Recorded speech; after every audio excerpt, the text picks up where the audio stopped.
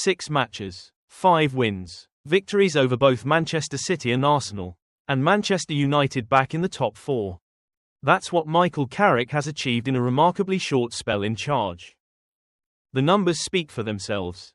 Carrick has gone from a stopgap solution to the leading candidate for the permanent job at Old Trafford. In just a matter of weeks, he has restored something many high-profile predecessors failed to rebuild over years, the identity and true DNA of the Red Devils. The momentum behind officially appointing Carrick is gathering pace across the British press. But behind the impressive results lies something deeper, a long-term blueprint, and a carefully structured contract that INEOS are quietly preparing to usher United back toward a new golden era. When Carrick first stepped in following Ruben Amorim's departure, he was never viewed internally as a long-term option. The board and Sir Jim Ratcliffe were still pursuing bigger names, Julian Nagelsmann, Thomas Tuchel, Gareth Southgate. But football has a habit of rewriting plans. 5 wins from his first 6 matches revived United's lethal counter-attacking identity, sharp, direct, ruthless, and now, a 3-year contract is emerging as the most viable solution to maintain stability. 3 years is not accidental. It mirrors the timelines once given to Ole Gunnar Solskjaer and Erik ten Hag, long enough to build a project, but short enough to avoid massive compensation payouts should things unravel. A lesson United learned the hard way after costly exits involving Jose Mourinho and most recently Amorim. Carrick's proposed salary is expected to range between £5-7 million per year, significantly lower than the £10 million plus earned by Mourinho or Van Gaal. This reflects Ratcliffe's philosophy: performance-based rewards, not headline-grabbing contracts.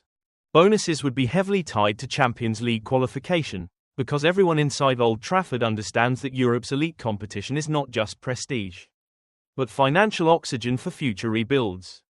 Protective clauses may also be included, reducing compensation if performance thresholds are not met, similar to the structured deal given to David Moyes in 2013.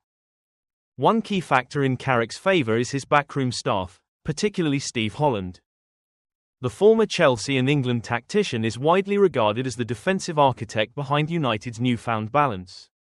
Combined with Carrick's deep understanding of Manchester United's culture, and support from former teammate Johnny Evans, a strong bridge has been built between the first team and the academy. This aligns perfectly with INEOS' long-term vision: restore academy tradition rather than chase overpriced superstars. Carrick even travelled over 300 miles round-trip to support United's youth side in the FA Cup, a gesture that resonated deeply inside the club. It wasn't symbolic, it was cultural. Perhaps the clearest footballing success under Carrick is Benjamin Šeško. Under Amorim, the Slovenian forward looked isolated and rigid, reduced to a static target man. Under Carrick, he has become dynamic, aggressive, explosive. 3 goals in his last 4 matches, including decisive late strikes against Everton and Fulham. He even clocked 21 miles per hour during his blistering run against Everton. Carrick sees him not just as height, but mobility and unpredictability, and elevating existing players is a trait every elite club demands in a manager. Not everyone is convinced. Gary Neville has urged caution, warning United not to repeat the emotional appointment mistake made with Solskjaer. He argues that a world-class, battle-tested manager may still be the safer option. There are also tactical questions. United currently thrive in transition, using the pace of wide players like Mbeumo, Ahmed and Cunha to punish high defensive lines. But what happens in the Champions League, against elite sides who control possession and sit deep?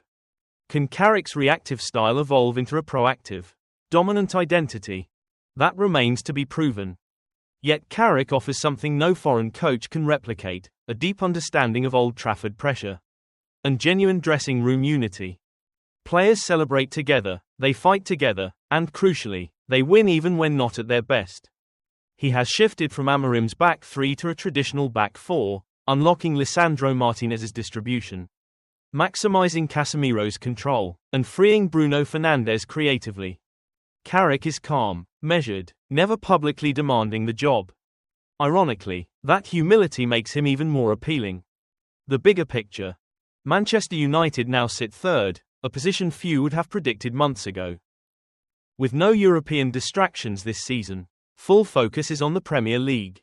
If United finish in the top 3, fan pressure and football logic may leave INEOS with little choice but to trigger that prepared 3-year deal. It wouldn't just be a contract. It would signal a structural reset, academy trust, financial discipline, speed, pragmatism. Carrick may not be a Galactico name on paper, but right now, he looks like the right man at the right time. United may still be scanning the market for glamorous options, but it will be hard to ignore the man quietly restoring belief at the theatre of dreams. A 3-year contract, a balanced salary, a strong coaching team, a long-term academy vision. The silent architect may soon become the permanent leader of the Red Devils.